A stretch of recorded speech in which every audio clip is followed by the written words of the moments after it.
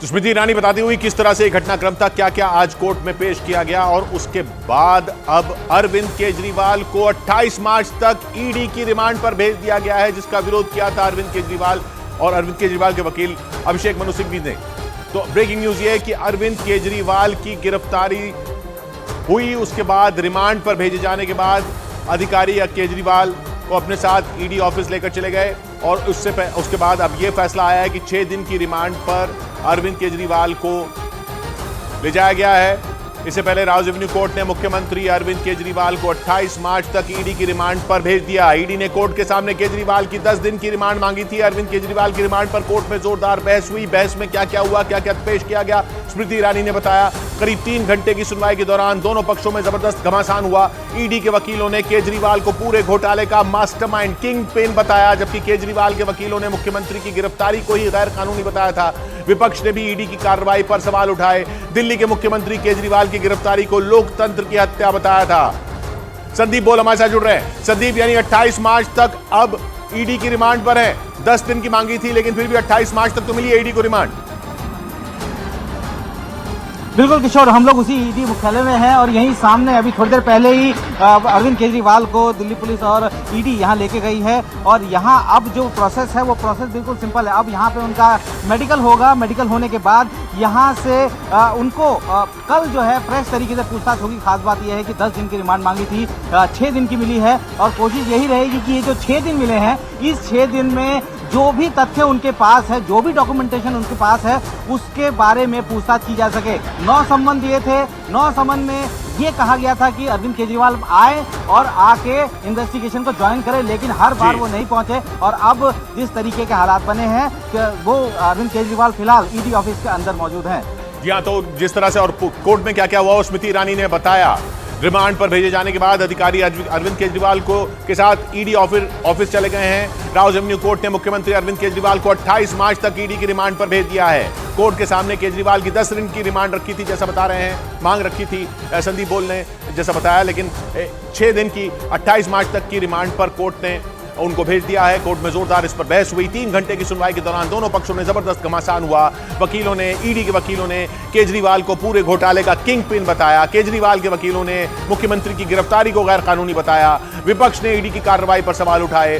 दिल्ली के मुख्यमंत्री केजरीवाल की गिरफ्तारी को लोकतंत्र की हत्या बताया। ये सब हुआ, कोर्ट के अंदर भी हुआ, बाहर भी हुआ और उसके बाद अब 28 मार्च तक उनको ईडी की रिमांड में भेज दिया गया है। एक रोज पहले मुख्यमंत्री केजरीवाल की गिरफ्तारी के बाद दिल्ली और पंजाब समेत कई जगहों पर आम आदमी पार्टी के कार्यकर्ताओं ने बवाल शुरू कर दिया।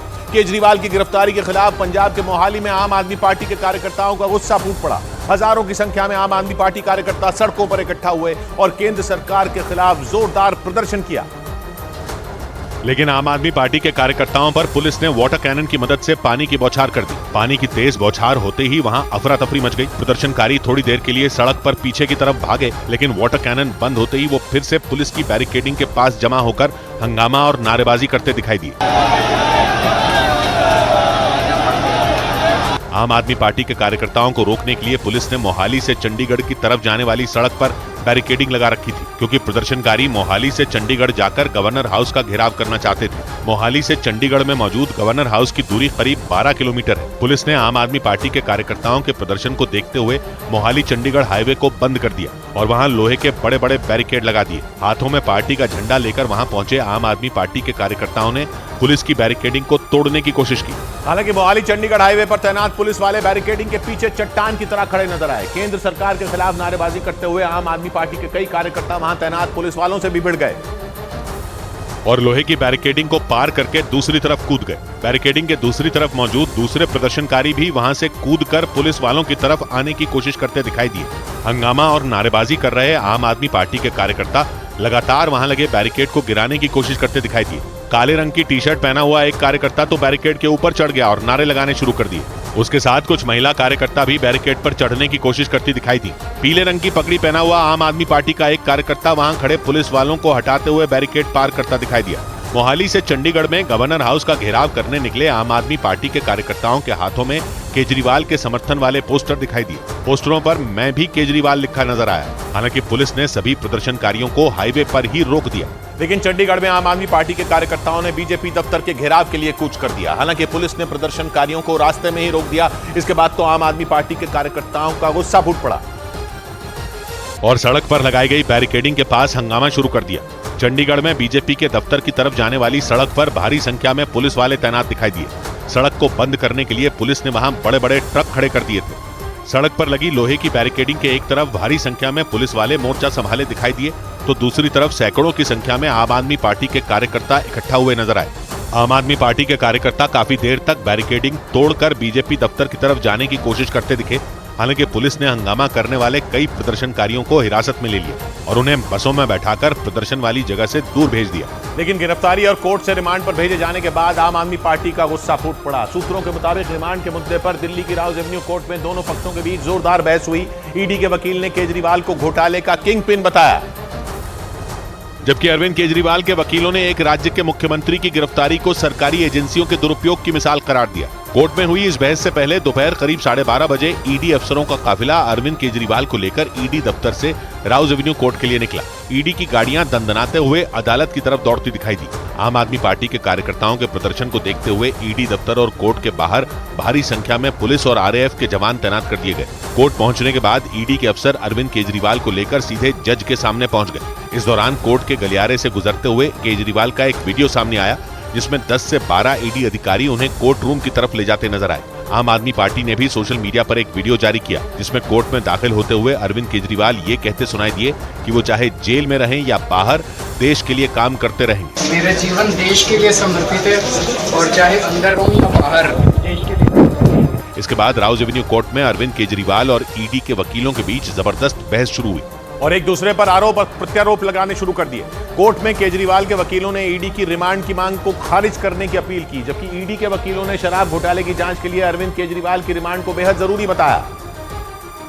मतलब ये कि ईडी के वकीलों ने अरविंद केजरीवाल की रिमांड के लिए पूरी ताकत लगा दी। ईडी ने दिल्ली के शराब घोटाला मामले में मुख्यमंत्री अरविंद केजरीवाल को मास्टरमाइंड बताया। ईडी के वकील ने इसके लिए अंग्रेजी के किंग पिन शब्द का इस्तेमाल किया। इसके साथ ही ईडी ने दावा किया कि इस केस से जुड़े कई इलेक्ट्रॉनिक सबूत पहले ही मिटा दिए गए थे। घोटाले से जुड़े तथ्य छिपाने के लिए कई सारे मोबाइल फोन तोड़े गए थे। हालांकि इसके बाद अरविंद केजरीवाल के वकील अभिषेक मनु सिंघवी ने यह दलील दी कि इस मामले में अरविंद केजरीवाल को गिरफ्तार करने की जरूरत नहीं थी। इसके बाद कोर्ट में ईडी ने दलील रखी कि रिश्वत के बदले दिल्ली में आबकारी नीति में मनमाने बदलाव किए गए थे। ईडी ने कोर्ट को बताया कि 2 बार कैश ट्रांसफर भी किया गया, जबकि कोर्ट में अरविंद केजरीवाल की तरफ से कहा गया कि इस पूरे मामले से अरविंद केजरीवाल का कोई लेना देना ही नहीं है। ये भी कहा गया कि मुख्यमंत्री की गिरफ्तारी गैर कानूनी तरीके से की गई, क्योंकि आरोप है कि शराब घोटाले की आड़ में करीब 600 करोड़ की हेराफेरी हुई और ईडी के हवाले से यह दावा किया गया कि यह पूरी साजिश किसी और ने नहीं बल्कि दिल्ली के मुख्यमंत्री अरविंद केजरीवाल ने ही रची। और ईडी के मुताबिक अरविंद केजरीवाल ने ही दिल्ली की शराब नीति में बदलाव करके करोड़ों के घोटाले की नींव रखी। इसी वजह से ईडी ने केजरीवाल को इस शराब घोटाले का किंग पिन माना। किंग पिन यानी सबसे अहम आदमी। मतलब ईडी ने यह दावा किया कि ये पूरी साजिश अरविंद केजरीवाल के इशारे पर ही रची गई और इसके जरिए करोड़ों की रकम का गबन हुआ। ईडी ने दावा किया कि इस पूरे खेल में मनीष सिसोदिया और संजय सिंह भी बराबरी के हिस्सेदार थे। हालांकि ईडी के मुताबिक इस घोटाले में अरविंद केजरीवाल ने सीधे सीधे हिस्सा नहीं लिया, बल्कि इसके लिए उनके राइट हैंड माने जाने वाले विजय नायर को काम पर लगाया गया था। ईडी के मुताबिक विजय नायर ने अरविंद केजरीवाल के कहने पर न सिर्फ नीतियों में तोड़ मरोड़ का खाका तैयार किया, बल्कि लोगों को डरा धमकाकर उनसे उगाही का सारा काम भी वही देखता था। और ईडी के मुताबिक इसी विजय नायर के जरिए दिल्ली के सीएम अरविंद केजरीवाल और उनके सहयोगियों तक 330 करोड़ से ज्यादा की रकम पहुंची। दावे के मुताबिक इसके लिए बाकायदा पूरी प्लानिंग की गई थी। और ईडी की जांच में यह आरोप लगाया गया कि दिल्ली की नई शराब नीति के जरिए करोड़ों के घोटाले की पटकथा अरविंद केजरीवाल के घर पर ही लिखी गई थी। ईडी के मुताबिक दिल्ली के सीएम हाउस में हुई उस बैठक में अरविंद केजरीवाल के अलावा मनीष सिसोदिया भी मौजूद थे और इसी बैठक में यह तय हुआ था कि शराब नीति में प्रॉफिट का जो मार्जिन 6% है उसे बढ़ाकर 12% मतलब दुगना कर दिया जाए। और ईडी के मुताबिक खुद ये बात मनीष सिसोदिया के सचिव सी अरविंद ने पूछताछ के दौरान बताई थी और ये दावा किया गया था कि ये काला खेल अरविंद केजरीवाल की आंखों के सामने ही रचा गया और उन्हें इस बात की पूरी जानकारी थी कि इस नई शराब नीति के जरिए उन्हें करोड़ों का फायदा हो सकता है। और ईडी का दावा है कि अरविंद केजरीवाल अपने प्लान में कामयाब भी हो गए थे। सूत्रों के मुताबिक जांच में यह बात सामने आई कि अरविंद केजरीवाल ने इस शराब नीति की आड़ में शराब माफिया से करीब 100 करोड़ की रिश्वत ली थी और बदले में नई शराब नीति के जरिए उन्हें फायदा पहुंचाने का वादा किया था। मतलब केजरीवाल और शराब माफिया ने एक हाथ दे दूसरे हाथ ले का फॉर्मूला अपनाया ताकि दोनों ही पक्षों को फायदा हो सके। और इसमें एक अहम किरदार निभाया शराब कंपनी इंडो स्पिरिट के डायरेक्टर समीर महिंद्रू ने। सूत्रों के मुताबिक समीर महिंद्रू ने पूछताछ में बताया कि अरविंद केजरीवाल से उन्हें उनके राइट हैंड माने जाने वाले विजय नायर ने आईफोन के ऐप फेस टाइम के जरिए मिलवाया था। उनके मुताबिक इस बातचीत के दौरान केजरीवाल ने यह भी कहा था कि विजय नायर उनका भरोसेमंद है और वही उनसे आगे की डील करेगा। मतलब अरविंद केजरीवाल ने खुद ही विजय नायर को शराब घोटाले से जुड़ी डील करने की आजादी दी थी और ईडी के मुताबिक उसी के जरिए 100 करोड़ की रिश्वत के रास्ते खुले। ईडी के सूत्रों का दावा है कि केजरीवाल ने नई शराब नीति में बदलाव करने के बदले में 100 करोड़ रुपए की रिश्वत मांगी थी। और जांच में यह बात सामने आई कि इस रकम का इस्तेमाल 2022 में गोवा में हुए चुनाव में आम आदमी पार्टी ने किया था। ईडी ने कुछ दस्तावेजों के जरिए यह आरोप भी लगाया कि इस रकम के बड़े हिस्से की हेराफेरी कैश में की गई ताकि किसी को आम आदमी पार्टी या फिर अरविंद केजरीवाल पर शक न हो। ईडी ने यह दावा किया कि आम आदमी पार्टी ने रिश्वत के तौर पर मिली रकम से 45 करोड़ रुपए का इस्तेमाल गोवा के चुनाव में किया। इसके लिए तेलंगाना के मुख्यमंत्री के चंद्रशेखर राव की बेटी के कविता के अकाउंटेंट बुच्ची बाबू ने 2 बार पैसे ट्रांसफर किए। सूत्रों के मुताबिक बुच्ची बाबू के अकाउंट से ही आम आदमी पार्टी के पास पहले 10 करोड़ और फिर 15 करोड़ रुपए ट्रांसफर किए गए। और दावा है कि गोवा में आम आदमी पार्टी के लिए चुनाव में काम करने वाले लोगों को इसी रकम से भुगतान किया गया है। और दावा है कि गोवा चुनाव में करीब 70 लाख रुपए नकद में दिए गए। ये पैसे जिन्हें दिए गए उनमें आम आदमी पार्टी के कुछ उम्मीदवार भी शामिल थे। इसके अलावा कुछ ऐसे लोग भी थे जिन्होंने गोवा चुनाव में रिसर्चर के तौर पर अरविंद केजरीवाल की पार्टी के लिए काम किया था। हालांकि बुच्ची बाबू का यह कबूलनामा अरविंद केजरीवाल के लिए गले की फांस बन गया। बाद में बना। पहले तो इसने बीआरएस नेता और तेलंगाना के मुख्यमंत्री के चंद्रशेखर राव की बेटी के कविता का खेल बिगाड़ा। इस मामले में के कविता को ईडी ने हफ्ते भर पहले गिरफ्तार किया था और माना जा रहा है कि उन्हीं की गिरफ्तारी के बाद दिल्ली के मुख्यमंत्री अरविंद केजरीवाल का नंबर लगा, क्योंकि ईडी ने अपनी जांच में यह दावा किया कि करीब 600 करोड़ से ज्यादा के इस घोटाले को बीआरएस नेता के कविता और दिल्ली के सीएम अरविंद केजरीवाल ने मिलकर अंजाम दिया। ईडी के मुताबिक इस समझौते के लिए के कविता का ऑफर लेकर वाईएसआर कांग्रेस के सांसद मंगुटा श्रीनिवासलू रेड्डी दिल्ली पहुंचे थे। उन्होंने ही 100 करोड़ की रिश्वत के बदले के कविता को भी इस शराब घोटाले में भागीदार बनाने की मांग सीएम केजरीवाल से की थी। और ईडी के सूत्रों के मुताबिक इसके बाद इस नई शराब नीति के जरिए ज्यादा से ज्यादा धन उगाही का फुल प्रूफ प्लान तैयार कर लिया गया और इसे मंगुटा श्रीनिवासलू रेड्डी के बेटे राघव मंगुटा के जरिए अंजाम दिया गया। ये वही 100 करोड़ की रकम थी जिसे आम आदमी पार्टी तक पहुंचाने की जिम्मेदारी बुच्ची बाबू को सौंपी गई थी। और ईडी के मुताबिक इसी 100 करोड़ में 45 करोड़ रुपए आम आदमी पार्टी ने 2022 में हुए गोवा के चुनाव में खपा दिए थे। और इसी मामले में जेल में बंद के कविता को सुप्रीम कोर्ट से झटका लग गया। दिल्ली शराब घोटाला मामले में आरोपी तेलंगाना के पूर्व मुख्यमंत्री के चंद्रशेखर राव की बेटी के कविता को सुप्रीम कोर्ट से बड़ा झटका लगा। सुप्रीम कोर्ट ने के कविता की जमानत पर सुनवाई करने से इनकार कर दिया। इतना ही नहीं, सुप्रीम कोर्ट ने के कविता के वकील को निचली अदालत जाने का सुझाव भी दिया। पिछले हफ्ते ईडी की टीम ने उन्हें गिरफ्तार कर लिया था। बीजेपी की केंद्रीय चुनाव समिति की शाम में अहम बैठक होगी। सूत्रों के मुताबिक इस बैठक में उत्तर प्रदेश, ओडिशा, महाराष्ट्र, तेलंगाना और राजस्थान समेत कई राज्यों के लिए उम्मीदवारों के नाम पर मोहर लग सकती है। इस बैठक में प्रधानमंत्री नरेंद्र मोदी भी मौजूद रहेंगे।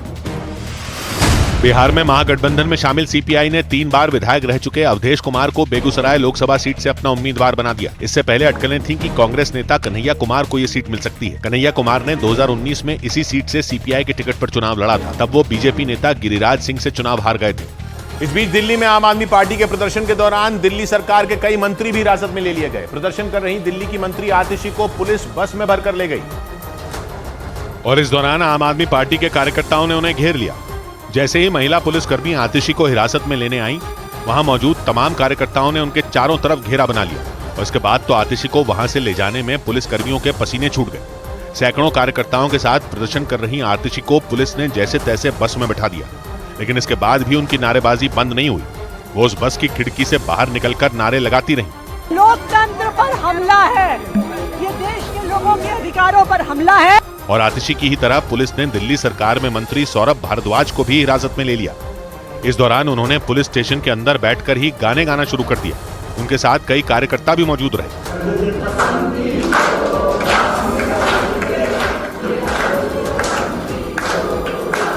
दिल्ली के मुख्यमंत्री अरविंद केजरीवाल की गिरफ्तारी के बाद से ही आम आदमी पार्टी कार्यकर्ता धरने पर बैठ गए और दिल्ली में आम आदमी पार्टी के दफ्तर से लेकर आईटीओ तक हर जगह कार्यकर्ताओं का जमावड़ा लग गया। गिरफ्तारी के खिलाफ सड़कों पर उतरे कार्यकर्ताओं के हंगामे से हालात बेकाबू हो गए और पुलिस के लिए उन कार्यकर्ताओं पर काबू पाना मुश्किल हो गया।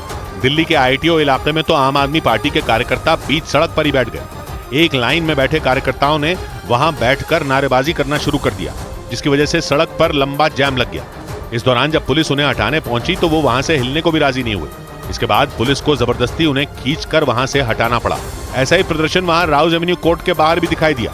कार्यकर्ताओं ने वहां लगी बैरिकेडिंग के सामने ही नारेबाजी शुरू कर दी। पुलिस के दम पे ये सरकार नहीं चलेगी, नहीं चलेगी। इसके बाद वहां पहुंची पुलिस ने कई कार्यकर्ताओं को हिरासत में ले लिया। कई जगहों पर कार्यकर्ता हाथों में मैं भी केजरीवाल के पोस्टर लेकर प्रदर्शन करते नजर आए और इस दौरान आम आदमी पार्टी की महिला कार्यकर्ता भी सड़कों पर उतर आईं। ईडी की कार्रवाई के खिलाफ प्रदर्शन कर रहे सैकड़ों कार्यकर्ताओं को संभालने के लिए भारी पुलिस फोर्स तैनात कर दी गई। और इस दौरान जब पुलिस कुछ महिला कार्यकर्ताओं को वहां से हटाने पहुंची तो वो सड़क पर ही लेट गईं। इसके बाद पुलिस उन्हें उठाकर वहां से ले गई। अरविंद केजरीवाल जिंदाबाद। दिल्ली के आईटीओ इलाके में प्रदर्शन कर रहे कार्यकर्ता पुलिस से भिड़ने तक को तैयार हो गए। ऐसे में पुलिस और कार्यकर्ता आमने सामने आ गए। वहां से आई एक तस्वीर में पुलिस दो कार्यकर्ताओं को घसीटकर वहां से ले जाती नजर आई।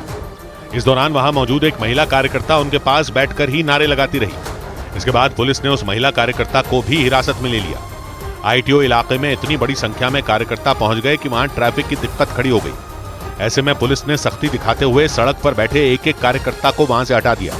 इधर कानून के जानकारों के मुताबिक ईडी के समन्स पर पूछताछ के लिए नहीं पहुंचना ही केजरीवाल की सबसे बड़ी मुसीबत बना, क्योंकि दिल्ली शराब घोटाला मामले में ईडी ने उन्हें 9 समन्स भेजे थे, लेकिन वो एक भी समन्स पर पूछताछ के लिए नहीं पहुंचे थे। इसी वजह से एक रोज पहले ईडी की एक टीम उनके घर पहुंच गई थी, क्योंकि 9वें समन्स के तहत केजरीवाल को 21 मार्च को सुबह 11 बजे पेश होना था, लेकिन वो हर बार की तरह इस बार भी पूछताछ के लिए ईडी ऑफिस नहीं पहुंचे थे। यही नहीं, वो ईडी के समन्स को लेकर दिल्ली हाईकोर्ट पहुंच गए थे। याचिका दाखिल कर उन्होंने कोर्ट से इस बात की गारंटी मांगी थी कि अगर वो पूछताछ के लिए जाते हैं तो उन्हें गिरफ्तार न किया जाए, लेकिन कोर्ट ने इसे खारिज कर दिया था और ईडी की किसी भी कार्रवाई पर रोक लगाने से इनकार कर दिया था। मतलब दिल्ली हाईकोर्ट ने केजरीवाल की गिरफ्तारी पर रोक लगाने से मना कर दिया था। जानकारी के मुताबिक कोर्ट को ईडी ने वो सबूत भी दिखाए थे जिनके आधार पर पूछताछ के लिए केजरीवाल को समन्स जारी किए गए थे। माना जा रहा है कि दिल्ली हाईकोर्ट से उनको झटका लगने के बाद ईडी ने उन्हें गिरफ्तार करने की तैयारी शुरू कर दी थी। कानून के जानकारों का मानना है कि ईडी के 9 समन्स पर पूछताछ के लिए न पहुंचकर केजरीवाल ने अपने पैरों पर कुल्हाड़ी मार ली थी।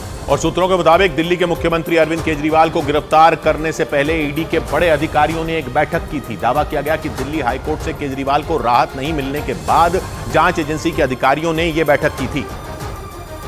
और सूत्रों के मुताबिक उसी बैठक में ईडी के अधिकारियों ने केजरीवाल को गिरफ्तार करने का फैसला लिया था। सूत्र बताते हैं कि केजरीवाल को गिरफ्तार करने की मुख्य वजह दिल्ली शराब घोटाला मामले की जांच में सहयोग नहीं करना और जारी किए गए समन्स पर पेश नहीं होना बताया गया। सूत्रों ने दावा किया कि इन्हीं आरोपों को आधार बनाकर ईडी के बड़े अधिकारियों ने पहले बैठक की और फिर पूरी तैयारी के साथ उन्हें गिरफ्तार करने का फैसला ले लिया था। सूत्रों से मिली जानकारी के मुताबिक शराब घोटाले की जांच के दौरान ईडी को कई अहम सबूत मिले हैं और उन सबूतों की जांच के बाद ईडी के शक की सुई केजरीवाल की तरफ घूम गई थी। सूत्रों ने यह भी बताया कि इस मामले में गिरफ्तार किए गए कई आरोपियों ने अपने बयान में अरविंद केजरीवाल का नाम लिया था। इसी आधार पर पूछताछ के लिए ईडी ने केजरीवाल को कई नोटिस जारी कर पूछताछ के लिए बुलाया था, लेकिन वो ईडी की तरफ से जारी किए गए एक भी समन्स पर पूछताछ के लिए नहीं पहुंचे थे। और जानकारी के मुताबिक ईडी ने पिछले साल अक्टूबर से लेकर मार्च तक केजरीवाल को पूछताछ के लिए 9 समन्स भेजे थे, लेकिन इन 6 महीनों में केजरीवाल एक बार भी पूछताछ के लिए ईडी के ऑफिस नहीं पहुंचे थे। यही नहीं, उन्होंने हर बार जांच से बचने के लिए अलग अलग वजह तक बताई थी ताकि वो किसी भी तरह पूछताछ के लिए ईडी के सामने पेश न हो सकें। दिल्ली शराब घोटाला मामले में ईडी ने अरविंद केजरीवाल को पहले समन्स पिछले साल 30 अक्टूबर को भेजे थे। उन्हें पूछताछ के लिए 2 नवंबर को बुलाया गया था, लेकिन वो दिवाली होने की बात कहकर नहीं गए थे। 18 दिसंबर को दूसरे समन्स भेजकर उन्हें पूछताछ के लिए 21 दिसंबर को बुलाया गया था, लेकिन उस बार उन्होंने सरकार के कामकाज का हवाला देकर पेश होने से मना कर दिया था। 22 दिसंबर को ईडी ने तीसरे समन्स भेजकर उन्हें 3 जनवरी को बुलाया, लेकिन उस दौरान केजरीवाल ने विपश्यना पर जाने की बात कह दी थी। केजरीवाल ने 12 जनवरी को जारी किए गए चौथे समन्स के लिए विधानसभा चलने की दलील दी थी। 5वां समन आया तो बहाना क्या था? मध्य प्रदेश में चुनाव चल रहे, मैं कैसे आ जाऊं जी, मुझे तो भाषण करना है। इसी तरह केजरीवाल ने ईडी की तरफ से जारी किए गए 6ठे, 7वें, 8वें और 9वें समन से बचने के लिए अलग अलग वजह बताई। 9 समन 18 बहाने, मगर ये बहाने चलने वाले नहीं है। लेकिन इसके बाद भी दिल्ली शराब घोटाला मामले में वो अपनी गिरफ्तारी नहीं डाल सके। और इन सबके बीच दिल्ली के मुख्यमंत्री अरविंद केजरीवाल ने अपनी गिरफ्तारी के खिलाफ सुप्रीम कोर्ट में दायर याचिका वापस ले ली। आम आदमी पार्टी की तरफ से यह बताया गया कि वो अपनी बात सबसे पहले निचली अदालत में रखेंगे। इस पर सुप्रीम कोर्ट ने भी आम आदमी पार्टी को याचिका वापस लेने की इजाजत दे दी।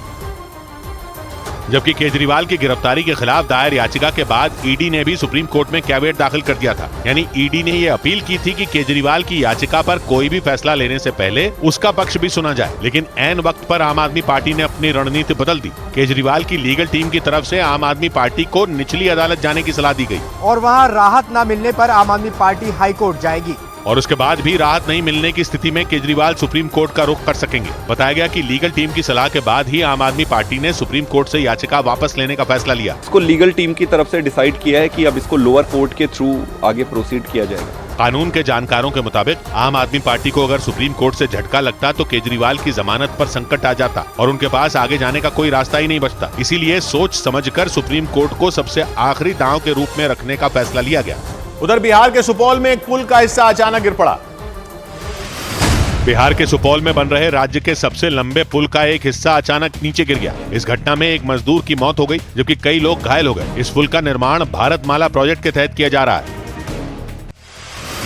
इलाहाबाद हाईकोर्ट की लखनऊ बेंच ने UP board of Madrasa education act को असंवैधानिक करार दिया। कोर्ट ने इस एक्ट को धर्मनिरपेक्षता के सिद्धांत के खिलाफ बताया। इसके साथ ही कोर्ट ने यूपी सरकार को निर्देश दिया कि मदरसों में पढ़ने वाले छात्रों को बुनियादी शिक्षा व्यवस्था में समायोजित किया जाए। कांग्रेस को दिल्ली हाईकोर्ट से बड़ा झटका लगा। हाईकोर्ट ने आयकर विभाग की कार्रवाई के खिलाफ कांग्रेस की याचिका खारिज कर दी। कांग्रेस ने लगातार 3 वर्षों के लिए आयकर विभाग की टैक्स रीअसेसमेंट प्रोसीडिंग्स के खिलाफ याचिका दायर की थी। इस बीच दिल्ली शराब घोटाला मामले में केजरीवाल की गिरफ्तारी के बाद विपक्षी गठबंधन एक साथ आ गया। इस मामले में आम आदमी पार्टी के नेताओं के साथ कांग्रेस, टीएमसी और शरद पवार गुट वाली एनसीपी के नेता चुनाव आयोग भी पहुंच गए। और दूसरी ओर दिल्ली में यूथ कांग्रेस ने प्रदर्शन किया। यूथ कांग्रेस के कार्यकर्ता सड़कों पर उतर आए। उनके हाथों में पोस्टर और झंडे नजर आए। इन लोगों ने केजरीवाल की गिरफ्तारी के विरोध में नारे लगाए और एक पिंजरा लाए। इस पिंजरे पर ईडी और सीबीआई लिखा दिखा। इसके जरिए इन लोगों ने अपना गुस्सा दिखाया। प्रदर्शन के दौरान कई प्रदर्शनकारी बैरिकेड पर चढ़ गए। बहुत देर तक हंगामा चलता रहा। इसके बाद पुलिस ने प्रदर्शनकारियों को हिरासत में लेना शुरू किया और बसों में भरकर इन लोगों को वहां से हटाया गया। इससे पहले केजरीवाल की गिरफ्तारी के विरोध में आम आदमी पार्टी के नेताओं के साथ कांग्रेस, टीएमसी और पवार गुट वाली एनसीपी के नेता चुनाव आयोग भी गए। अगर कुछ गलती भी हुई है तो आपने कहीं ये नहीं दिखाया कि अभी इसी वक्त एजेंसीज की रेड आवश्यक है। यानी इस मामले में विपक्षी गठबंधन केजरीवाल के साथ दिखा। चुनाव आयोग पहुंचने वाले नेताओं में तो कांग्रेस के नेता भी शामिल थे। जबकि इससे पहले कांग्रेस ही वो पार्टी थी जिसने दिल्ली के शराब घोटाले की शिकायत पुलिस से की थी। 2022 में दिल्ली कांग्रेस के अध्यक्ष अनिल चौधरी ने पुलिस कमिश्नर को इससे जुड़ी एक चिट्ठी लिखी थी। उन्होंने चिट्ठी में दिल्ली की शराब नीति पर सवाल उठाए थे और कांग्रेस की ओर से लिखी गई ये वही चिट्ठी 2022 में लिखी गई। इस चिट्ठी में दिल्ली की नई आबकारी नीति पर उंगली उठाई गई थी और आरोप लगाया गया था कि दिल्ली में नई शराब नीति के तहत कई कंपनियों को अवैध ठेके दिए गए। यही नहीं, कांग्रेस ने आरोप लगाया था कि कई कंपनियों को अधिकारियों और मंत्रियों की वजह से ठेके मिले। दिल्ली सरकार पर कांग्रेस के हमले यही नहीं रुके थे, बल्कि उसने तब के दिल्ली के डिप्टी सीएम मनीष सिसोदिया का इस्तीफा भी मांगा था और आरोप लगाया था कि उस घोटाले का सीधा कनेक्शन अरविंद केजरीवाल से है। कांग्रेस ने दावा किया था कि एक ही कंपनी को अलग अलग नाम से ठेके दिए गए थे और आरोप लगाया था कि केजरीवाल भी इस घोटाले के हिस्सेदार थे कि कम से कम 100 करोड़ की रिश्वत ली गई। यानी जिस कांग्रेस ने केजरीवाल की गिरफ्तारी पर इतना हल्ला मचाया, प्रदर्शन किया, पिछले साल वही कांग्रेस केजरीवाल पर निशाना साध रही थी। 100 करोड़ के घोटाले से केजरीवाल का सीधा कनेक्शन जोड़ रही थी। कांग्रेस नेता अलका लांबा ने तो सिसोदिया और केजरीवाल दोनों को घेरा था। मनीष सिसोदिया जी अरविंद केजरीवाल जी के राजदार हैं। उनकी चुप्पी टूटेगी और उनकी चुप्पी अरविंद केजरीवाल की कुर्सी तक पहुंचेगी। कांग्रेस के ये सुर पहले थे क्योंकि अब वो केजरीवाल की गिरफ्तारी के खिलाफ है और इसीलिए उसने सड़कों पर प्रदर्शन किया। लेकिन विपक्षी गठबंधन बनने से पहले आम आदमी पार्टी के नेताओं के तेवर अलग थे। उन्होंने परिवारवाद के मुद्दे पर कांग्रेस और समाजवादी पार्टी समेत कई विपक्षी पार्टियों को घेरा था। आम आदमी पार्टी के नेता संजय सिंह ने तो एक रैली में विपक्षी पार्टियों के एक एक नेता का नाम लेकर उन पर निशाना साधा था। लेकिन केजरीवाल की गिरफ्तारी के बाद विपक्षी गठबंधन जिस तरह से एकजुट हुआ, उसके बाद संजय सिंह का वो बयान चर्चा में आ गया।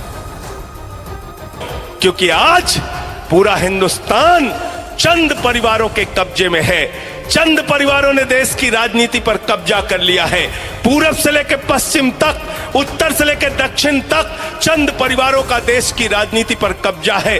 चले जाइए कश्मीर, शेख अब्दुल्ला, फारूक अब्दुल्ला, उमर अब्दुल्ला, एक ही परिवार की पार्टी। चले जाइए महाराष्ट्र, बाल ठाकरे, उद्धव ठाकरे, आदित्य ठाकरे, एक ही परिवार की पार्टी। शरद पवार, सुप्रिया सुले, अजीत पवार, एक ही परिवार की पार्टी। चले जाइए उत्तर प्रदेश, मुलायम सिंह यादव, अखिलेश यादव, रामगोपाल यादव, शिवपाल यादव, धर्मेंद्र यादव, डिंपल यादव, प्रतीक यादव, आदित्य यादव, एक ही परिवार की पार्टी। चले जाइए बिहार, लालू यादव, राबड़ी यादव, तेजस यादव, मीसा यादव, तेजस्वी यादव, एक ही परिवार की पार्टी। चले जाइए झारखंड, दुर्गा सोरेन, हेमंत सोरेन, शिबू सोरेन, एक ही परिवार की पार्टी। चले जाइए उड़ीसा, बीजू पटनायक, नवीन पटनायक, एक ही परिवार की पार्टी। चले जाइए तमिलनाडु, स्टालिन, एक ही परिवार की पार्टी। और देश की सबसे बड़ी पार्टी कांग्रेस पार्टी, चाचा नेहरू, बिटिया इंदिरा, बेटवा राजीव, बेटवा संजय, बहू सोनिया, बेटवा राहुल, बिटिया प्रियंका, दामाद वाड्रा, एक ही परिवार की पार्टी। पार्टी कहां है बताओ?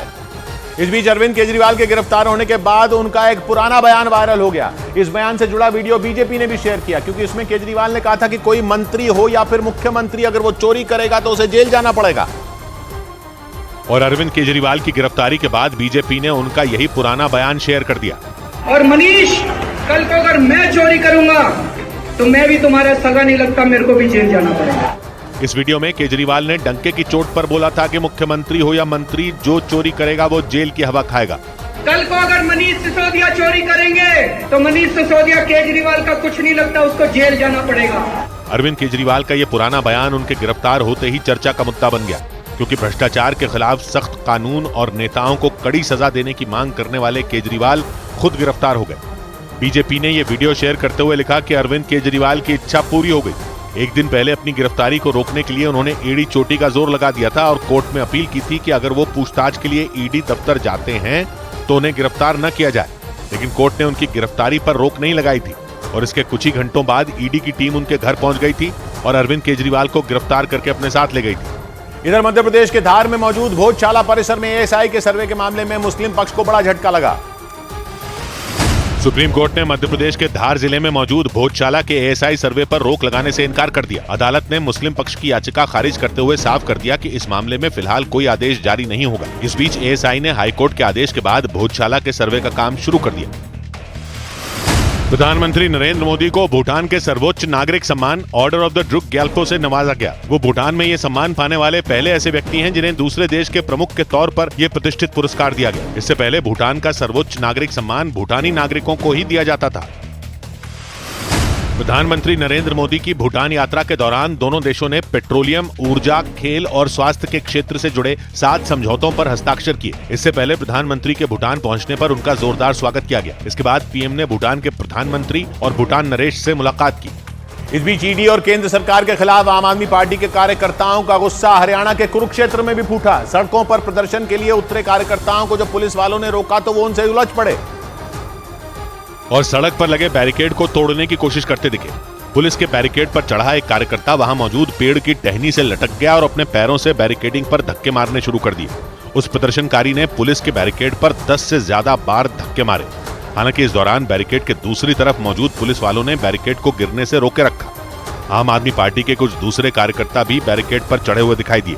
आम आदमी पार्टी के कार्यकर्ताओं ने आरोप लगाया कि शांति से हो रहे प्रदर्शन के दौरान पुलिस ने लाठीचार्ज किया, जिसमें कई कार्यकर्ता घायल हो गए। लोकतांत्रिक तरीके से प्रदर्शन भी नहीं करने दिया, सिर के ऊपर लाठियां मारी हैं। आप मुझे बताइए कौन से लोकतंत्र में ये होता है? आम आदमी पार्टी के कार्यकर्ताओं ने आरोप लगाया कि बीजेपी के इशारे पर केंद्रीय एजेंसियां विपक्ष के नेताओं को निशाना बना रही हैं। काफी देर तक कुरुक्षेत्र में उस सड़क पर हंगामा होता रहा। लेकिन दूसरी तरफ मुख्यमंत्री के जेल जाने के बाद आम आदमी पार्टी ने जेल से ही दिल्ली की सरकार चलाने की तैयारी कर ली, क्योंकि अरविंद केजरीवाल के जेल जाने के बाद हर किसी के मन में यह सवाल उठने लगा कि दिल्ली में केजरीवाल की गैर मौजूदगी में सरकार कौन चलाएगा।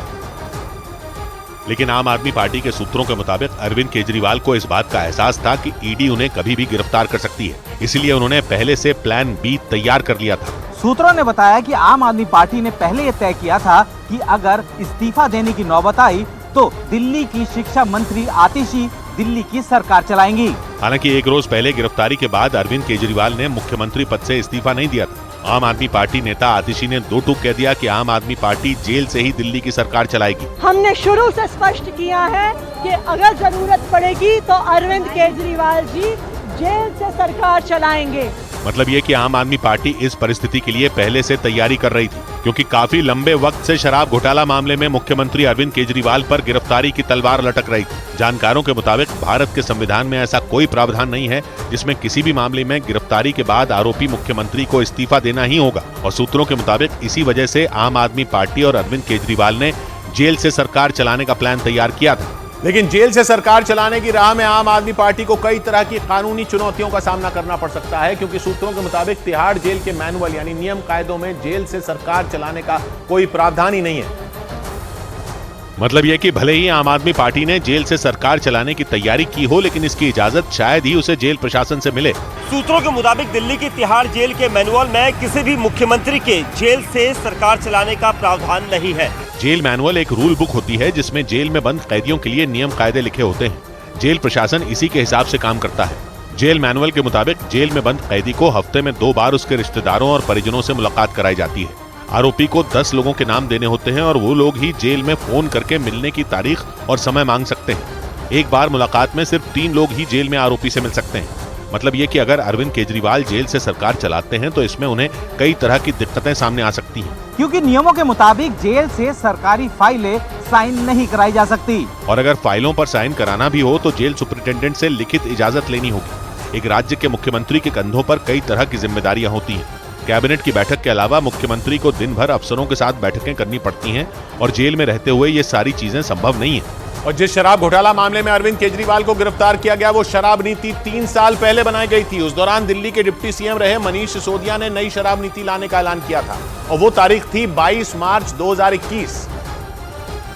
यानी ठीक 3 साल पहले दिल्ली के डिप्टी सीएम रहे मनीष सिसोदिया ने नई शराब नीति लाने का ऐलान किया था। सिसोदिया से जब इसे लाने की वजह पूछी गई थी तो उन्होंने 2 तर्क दिए थे। पहला ये कि इससे माफिया राज खत्म होगा और दूसरा ये कि इससे सरकारी खजाना बढ़ेगा। 17 नवंबर 2021 को नई शराब नीति 2021-22 लागू कर दी गई थी। इसके लागू होते ही शराब कारोबार से सरकार बाहर हो गई और पूरा कारोबार निजी हाथों में चला गया था। कई बड़े ऑफर और डिस्काउंट देने की वजह से शराब की जमकर बिक्री हुई थी और इससे दिल्ली सरकार का खजाना तो बढ़ा, लेकिन इस नई नीति का जमकर विरोध भी होने लगा था। 8 जुलाई 2022 को दिल्ली के मुख्य सचिव नरेश कुमार ने नई शराब नीति में घोटाला होने का आरोप लगाया था। उन्होंने इससे जुड़ी एक रिपोर्ट उपराज्यपाल वीके सक्सेना को भेज दी थी। रिपोर्ट में सिसोदिया पर नियमों को ताक पर रखकर शराब कारोबारियों को फायदा पहुंचाने का आरोप लगाया गया था। और बाद में उपराज्यपाल ने भी उनकी और कैबिनेट की मंजूरी के बिना शराब नीति में बदलाव करने का आरोप लगा दिया था।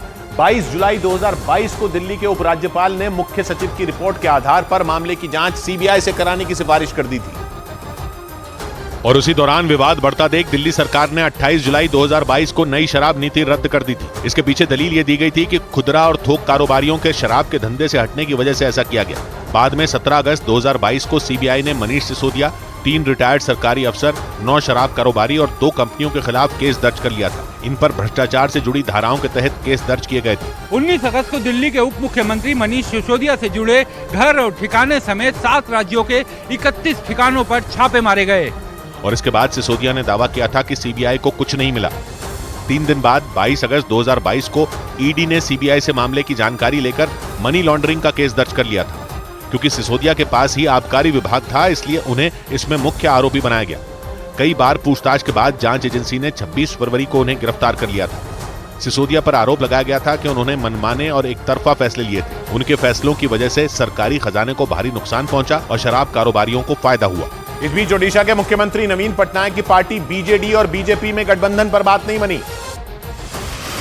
ओडिशा में बीजेपी और मुख्यमंत्री नवीन पटनायक की पार्टी बीजेडी में गठबंधन पर बात नहीं बन सकी। दोनों पार्टियों ने राज्य की 21 लोकसभा सीटों और 147 विधानसभा सीटों पर अलग अलग चुनाव लड़ने का फैसला लिया। ओडिशा में लोकसभा के साथ ही विधानसभा के भी चुनाव होने हैं।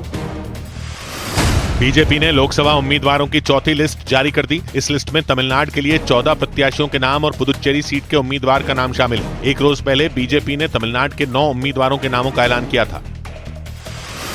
टीएमसी ने चुनाव आयोग से पश्चिम बंगाल के राज्यपाल सीवी आनंद बोस के खिलाफ शिकायत की। टीएमसी ने राज्यपाल पर चुनावी प्रक्रिया में दखल देने का आरोप लगाया। कुछ दिन पहले वहां के राज्यपाल ने लोकसभा चुनाव से जुड़े किसी भी मुद्दे पर लोगों से जुड़ने के लिए पोर्टल लोक सभा लॉन्च किया था। इस पर टीएमसी ने आपत्ति जताई।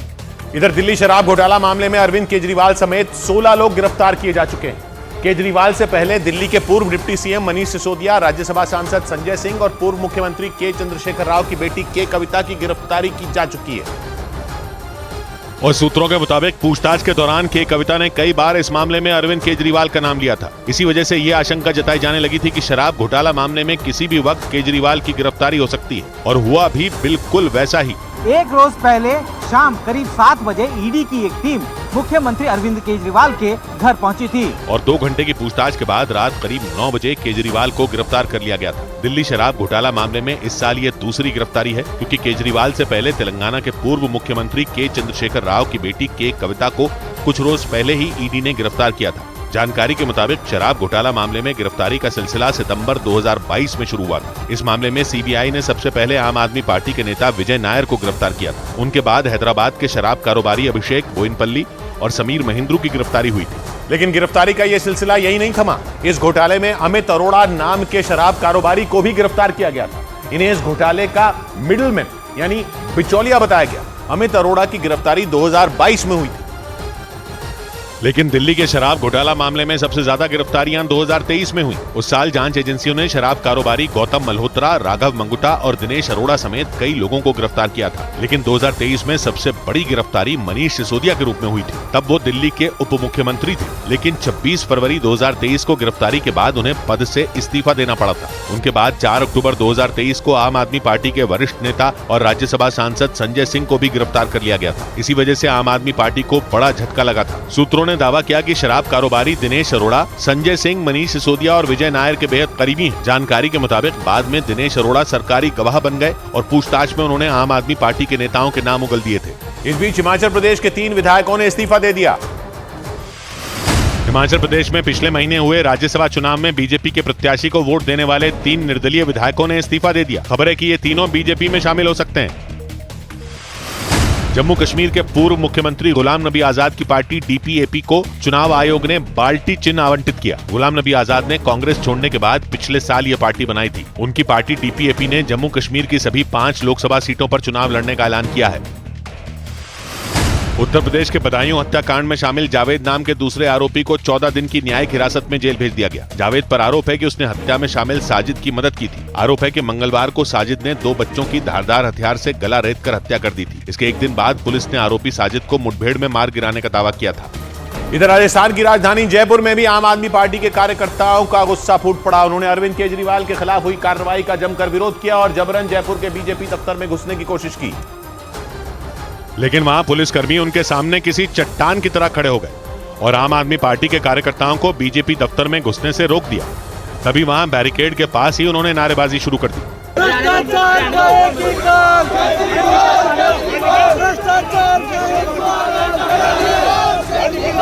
इस दौरान प्रदर्शन कर रहे कार्यकर्ता अपने हाथों में पोस्टर लेकर लहराते नजर आए और कुछ कार्यकर्ता तो बैरिकेड हटाकर सड़क के दूसरी तरफ आ गए। लेकिन पुलिस के जवानों ने सख्ती दिखाई और उन्हें खदेड़ दिया। इस बीच कुछ कार्यकर्ता उनसे भिड़ गए। तभी पुलिस के जवानों ने डंडे बरसाने शुरू कर दिए। इसके बाद तो सड़क पर एक एक कार्यकर्ता को पुलिसकर्मी दौड़ा दौड़ा कर डंडे मारते दिखाई दिए और उनमें एक कार्यकर्ता तो सड़क पर ही लेट गया। उसे पुलिसकर्मियों ने उठाया और हिरासत में ले लिया। इसके साथ ही कई दूसरे कार्यकर्ताओं को भी पुलिसकर्मी वैन और बस में डालते दिखे। हम जवाब देंगे। आम आदमी पार्टी की आवाज को कोई नहीं दबा सकता है। ये आम आदमी की आवाज है। वहां बीजेपी दफ्तर के बाहर हंगामा कर रहे प्रदर्शनकारियों को हिरासत में लेने के दौरान वो शोर शराबा करते दिखे।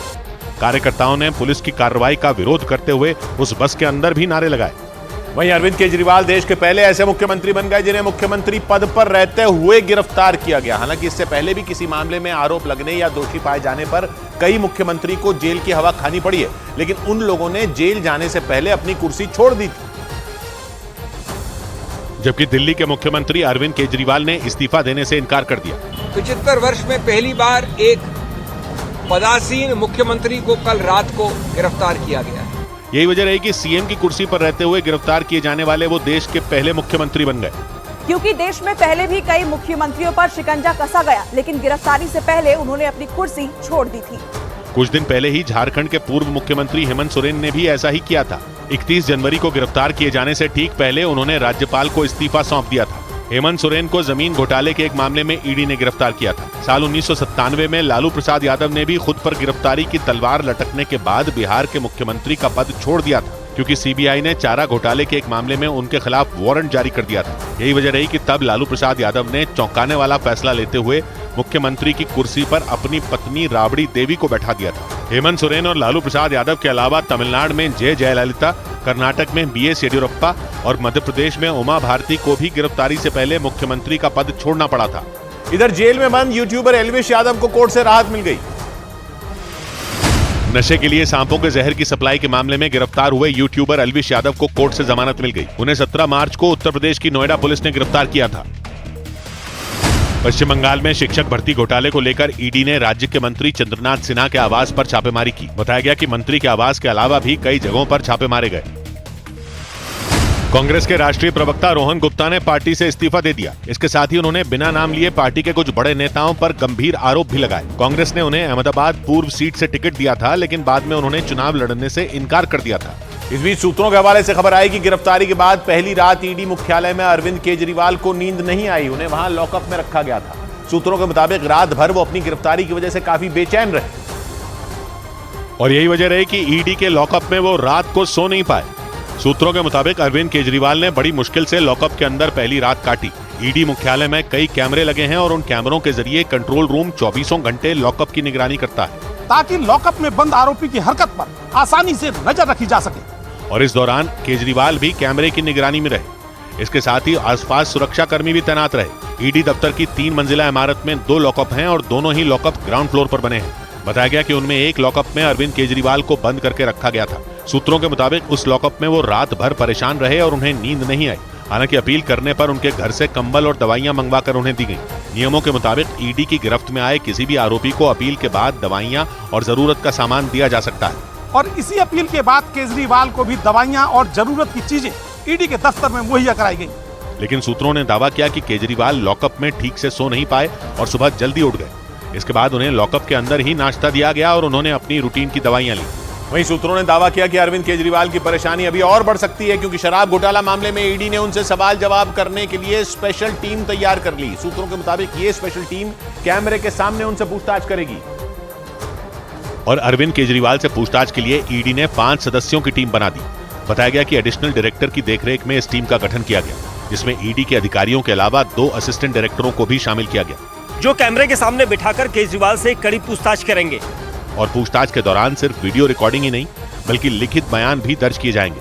यानी केजरीवाल से किए जाने वाले एक-एक सवाल और उनके दिए गए जवाब विस्तार से लिखे जाएंगे। सूत्रों के मुताबिक ईडी की स्पेशल टीम अरविंद केजरीवाल और के कविता को आमने सामने बैठाकर पूछताछ करेगी।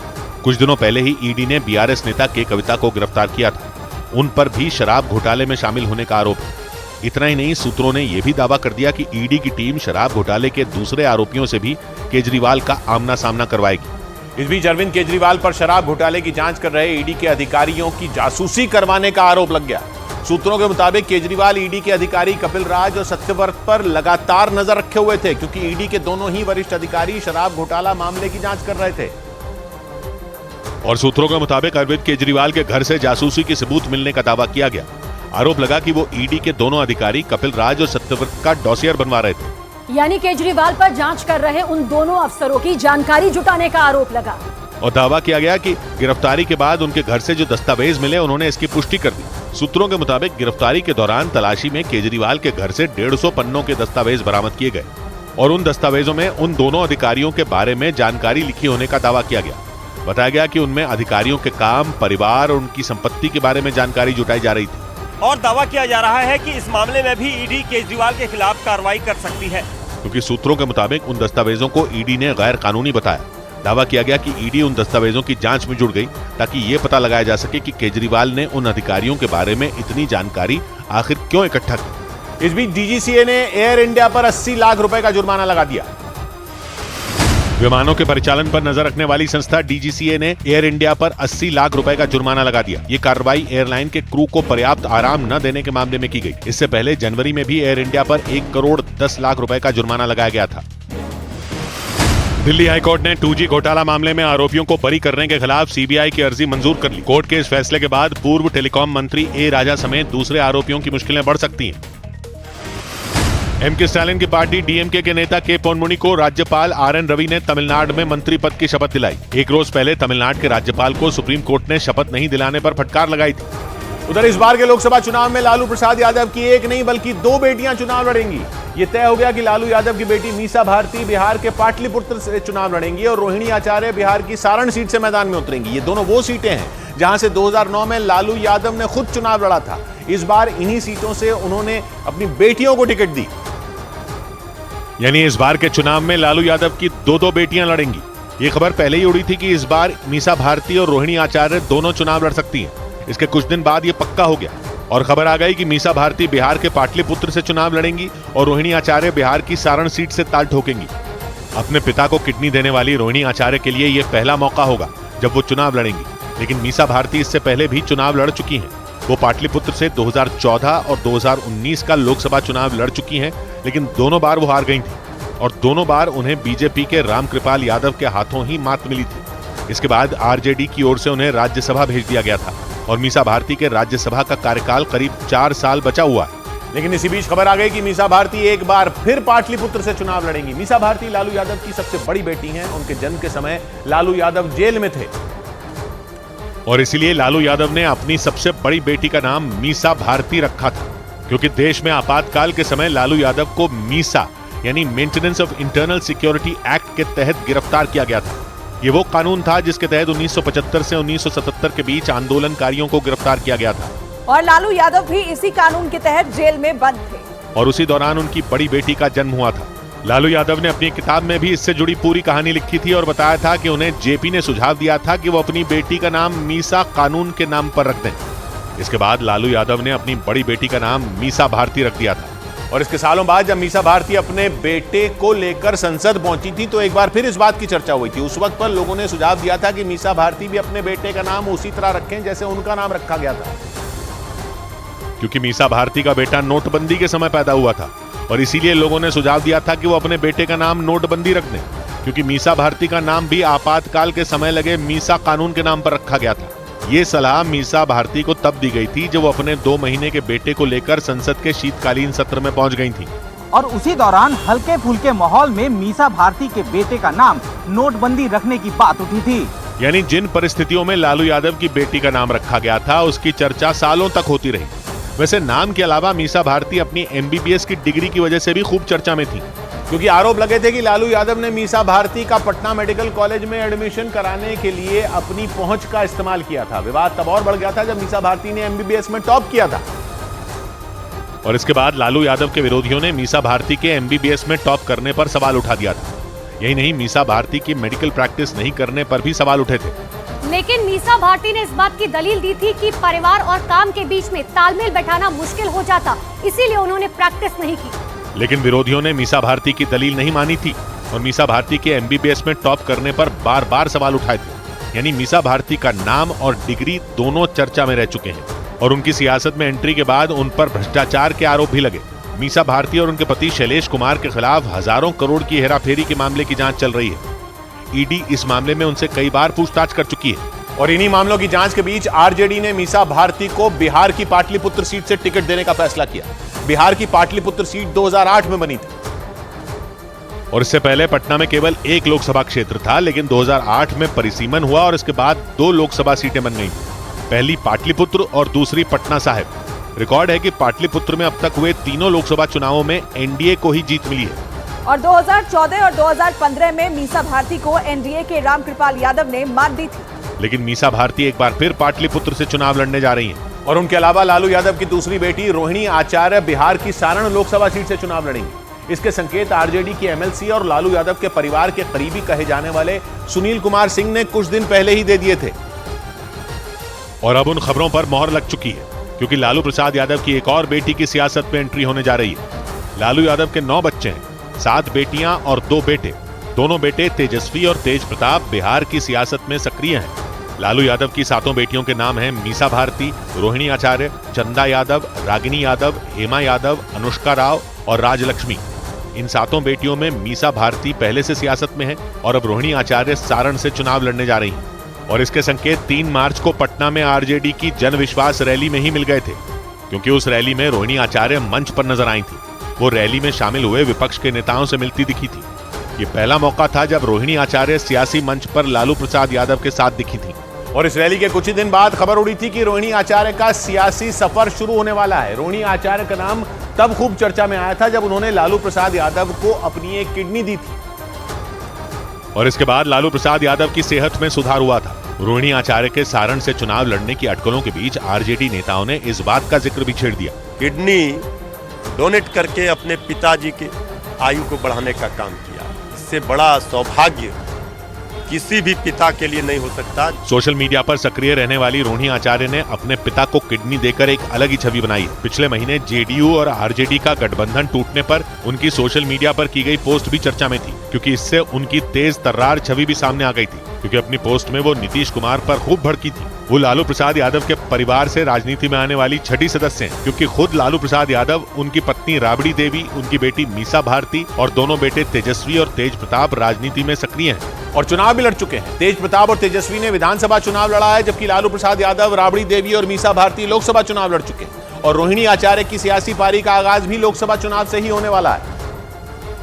और वो बिहार की उस सीट से चुनाव लड़ने वाली हैं जहां से 1977 में लालू प्रसाद यादव ने कांग्रेस के किले को ध्वस्त कर दिया था। यानी रोहिणी आचार्य बिहार की सारण लोकसभा सीट से चुनाव लड़ने जा रही हैं। 1977 में इस सारण सीट का नाम छपरा था। यानी आज की सारण लोकसभा सीट 1977 में छपरा लोकसभा सीट थी। 1957 से 2004 तक ये सीट छपरा ही रही। परिसीमन के बाद इसका नाम सारण हो गया और छपरा को इसका मुख्यालय बना दिया गया। आसान भाषा में कहें तो छपरा लोकसभा सीट का नाम सारण लोकसभा सीट पड़ गया। सारण गंगा, गंडक और घाघरा नदी से घिरा हुआ इलाका है। इससे ये इलाका एक त्रिभुज जैसा लगता है, जिसके दक्षिण में गंगा बहती है जो आगे भोजपुर और पटना तक जाती है, जबकि पूर्व दिशा में बहने वाली गंडक नदी सारण जिले को वैशाली और मुजफ्फरपुर जैसे जिलों से अलग करती है। या यूं कहें कि गंडक नदी सारण और वैशाली और मुजफ्फरपुर के बीच बॉर्डर लाइन की तरह काम करती है और कुछ इस तरह की सीमा घाघरा नदी भी बनाती है। ये पश्चिमी हिस्से में सारण जिले को बिहार के सिवान और उत्तर प्रदेश के बलिया जिले से अलग करती है। लेकिन कहते हैं कि भले ही नदियां यहाँ त्रिकोण बनाएं, लेकिन सारण में चुनावी संग्राम के दौरान कभी भी सियासी त्रिकोण नहीं बना, क्योंकि सारण में ज्यादातर बार ऐसा हुआ कि 2 उम्मीदवारों के बीच ही कांटे की टक्कर हुई। लालू यादव की एंट्री से पहले इस सीट को कांग्रेस का गढ़ कहा जाता था। कांग्रेस के रामशेखर सिंह तो लगातार 4 बार सारण से चुनाव जीते थे, लेकिन 1977 में लालू प्रसाद यादव ने इस सीट से बम्पर जीत हासिल की थी। और अब के सारण और तब के छपरा से जीतकर सुर्खियों में आ गए थे। जेपी आंदोलन को इस जीत की बड़ी वजह माना गया था, क्योंकि लालू यादव इस आंदोलन में से निकले बड़े नेताओं में से एक थे और आपातकाल के दौरान पूर्व प्रधानमंत्री इंदिरा गांधी के खिलाफ खड़े हो गए थे। कहते हैं कि 1977 में हुए लोकसभा चुनाव में लालू प्रसाद यादव को जेपी आंदोलन से उठी उसी लहर का फायदा हुआ था। यही नहीं, 1977 के बाद वो 1989, 2004 और 2009 में बिहार की सारण सीट से चुनाव जीते थे। वैसे 2009 में लालू प्रसाद सारण और पाटलिपुत्र 2 जगहों से चुनाव लड़े थे और पाटलिपुत्र में वो चुनाव हार गए थे, लेकिन सारण में उनकी जीत हुई थी। लेकिन इसके बाद सारण लोकसभा सीट से वो चुनाव नहीं लड़ पाए, क्योंकि चारा घोटाला मामले में उन्हें दोषी करार दिया गया था। और लालू प्रसाद यादव के चुनाव लड़ने पर 11 साल की रोक लगा दी गई थी। लेकिन लालू प्रसाद यादव ने इसका भी तोड़ निकाल लिया था, क्योंकि 2014 में सारण से राबड़ी देवी चुनाव लड़ी थी। वो अलग बात है कि राबड़ी देवी को राजीव प्रताप रूडी ने सारण से हरा दिया था। और इसके बाद 2019 में राबड़ी देवी सारण से चुनाव नहीं लड़ी थी। तब आरजेडी ने चंद्रिका राय को मैदान में उतारा था, लेकिन वो भी हार गए थे। इसके बाद चंद्रिका राय ने आरजेडी छोड़ दी थी और जेडीयू में शामिल हो गए थे। यानी सारण में लालू प्रसाद यादव के बाद न तो राबड़ी देवी ही जीत पाई और न ही लालू प्रसाद यादव के समधी चंद्रिका राय। उल्टा बाद में चंद्रिका राय आरजेडी छोड़कर जेडीयू में शामिल हो गए थे और दोनों बार आरजेडी के प्रत्याशियों को बीजेपी के राजीव प्रताप रूडी ने ही हराया था। 2014 और 2019 के अलावा वो 1996 और 1999 में भी सारण से चुनाव जीत चुके हैं। और बिहार में एनडीए में सीट शेयरिंग के बाद ये फैसला हुआ कि 2024 के लोकसभा चुनाव में भी सारण सीट बीजेपी के पास ही रहेगी। यानी एक बार फिर सारण में आरजेडी और बीजेपी का आमना सामना होगा और इस बार तो रोहिणी आचार्य सारण से चुनाव लड़ेंगी और वो लालू प्रसाद यादव के परिवार की तीसरी सदस्य होंगी जो सारण में अपनी किस्मत आजमाने वाली हैं। इस बीच बिहार के उप मुख्यमंत्री सम्राट चौधरी ने लालू यादव की बेटी पर निशाना साधा। बिहार के उप मुख्यमंत्री सम्राट चौधरी ने लालू प्रसाद यादव की बेटी रोहिणी आचार्य को सारण सीट से टिकट दिए जाने पर विवादास्पद बयान दे दिया। लालू प्रसाद जी ऐसे नेता हैं जो टिकट बेचने में माहिर खिलाड़ी हैं। महाराष्ट्र के नासिक रेलवे स्टेशन में एक ट्रेन की एक बोगी में अचानक आग लग गई, जिसकी वजह से वहां हड़कंप मच गया। इसकी सूचना मिलते ही फायर ब्रिगेड की कई गाड़ियां हादसे वाली जगह पर पहुंची और उन्होंने आग को बुझाया।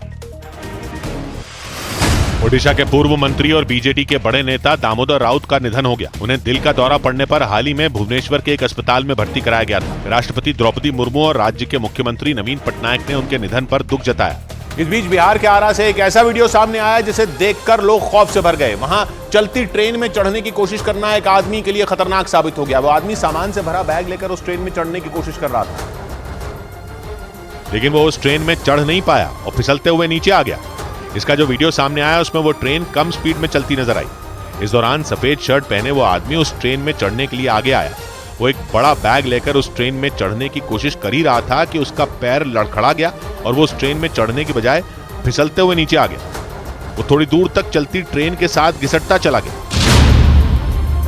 इसके बाद जो हुआ,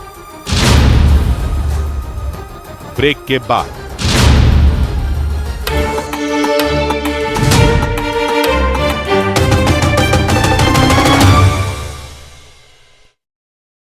मैडम जी, केजरीवाल की गिरफ्तारी के बाद दिल्ली और पंजाब समेत कई जगहों पर आम आदमी पार्टी के कार्यकर्ताओं ने बवाल शुरू कर दिया।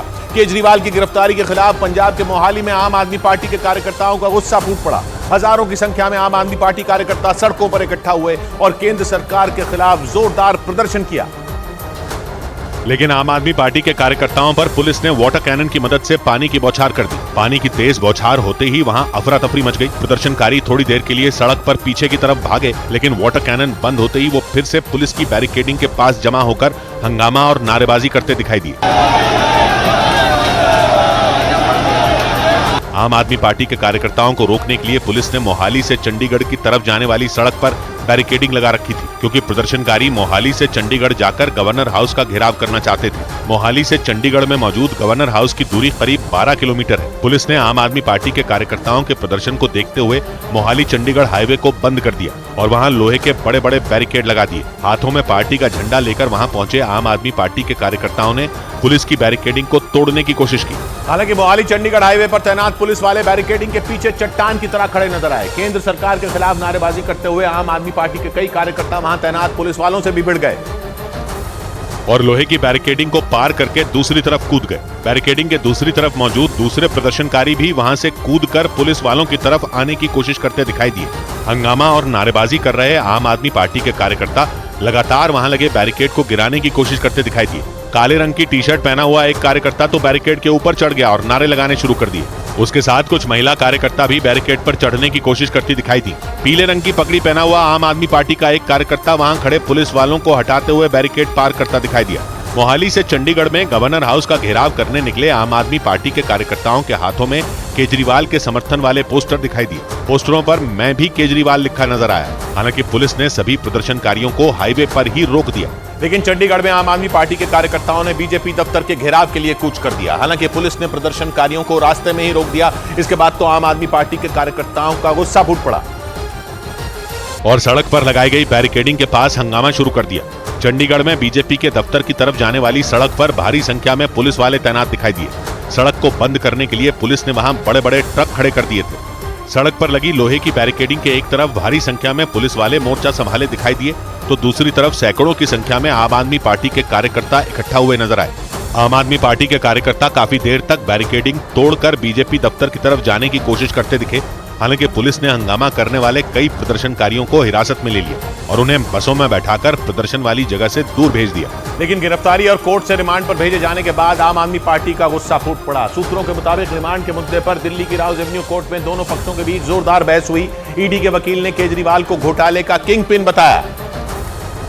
जबकि अरविंद केजरीवाल के वकीलों ने एक राज्य के मुख्यमंत्री की गिरफ्तारी को सरकारी एजेंसियों के दुरुपयोग की मिसाल करार दिया। कोर्ट में हुई इस बहस से पहले दोपहर करीब 12:30 बजे ईडी अफसरों का काफिला अरविंद केजरीवाल को लेकर ईडी दफ्तर से राउज एवेन्यू कोर्ट के लिए निकला।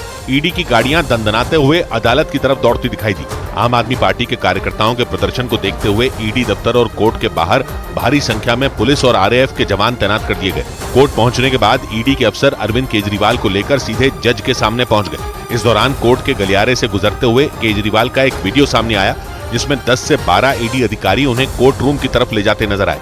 आम आदमी पार्टी ने भी सोशल मीडिया पर एक वीडियो जारी किया, जिसमें कोर्ट में दाखिल होते हुए अरविंद केजरीवाल ये कहते सुनाई दिए कि वो चाहे जेल में रहें या बाहर, देश के लिए काम करते रहेंगे। मेरा जीवन देश के लिए समर्पित है और चाहे अंदर हो या बाहर, देश के लिए।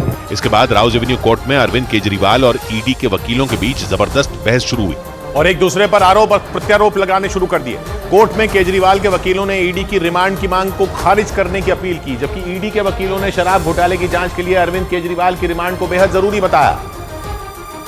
मतलब ये कि ईडी के वकीलों ने अरविंद केजरीवाल की रिमांड के लिए पूरी ताकत लगा दी। ईडी ने दिल्ली के शराब घोटाला मामले में मुख्यमंत्री अरविंद केजरीवाल को मास्टरमाइंड बताया। ईडी के वकील ने इसके लिए अंग्रेजी के किंग पिन शब्द का इस्तेमाल किया। इसके साथ ही ईडी ने दावा किया कि इस केस से जुड़े कई इलेक्ट्रॉनिक सबूत पहले ही मिटा दिए गए थे। घोटाले से जुड़े तथ्य छिपाने के लिए कई सारे मोबाइल फोन तोड़े गए थे। हालांकि इसके बाद अरविंद केजरीवाल के वकील अभिषेक मनु सिंघवी ने ये दलील दी कि इस मामले में अरविंद केजरीवाल को गिरफ्तार करने की जरूरत नहीं थी। इसके बाद कोर्ट में ईडी ने दलील रखी कि रिश्वत के बदले दिल्ली में आबकारी नीति में मनमाने बदलाव किए गए थे। ईडी ने कोर्ट को बताया कि 2 बार कैश ट्रांसफर भी किया गया, जबकि कोर्ट में अरविंद केजरीवाल की तरफ से कहा गया कि इस पूरे मामले से अरविंद केजरीवाल का कोई लेना देना ही नहीं है। ये भी कहा गया कि मुख्यमंत्री की गिरफ्तारी गैर कानूनी तरीके से की गई, क्योंकि आरोप है कि शराब घोटाले की आड़ में करीब 600 करोड़ की हेराफेरी हुई और ईडी के हवाले से यह दावा किया गया कि यह पूरी साजिश किसी और ने नहीं बल्कि दिल्ली के मुख्यमंत्री अरविंद केजरीवाल ने ही रची।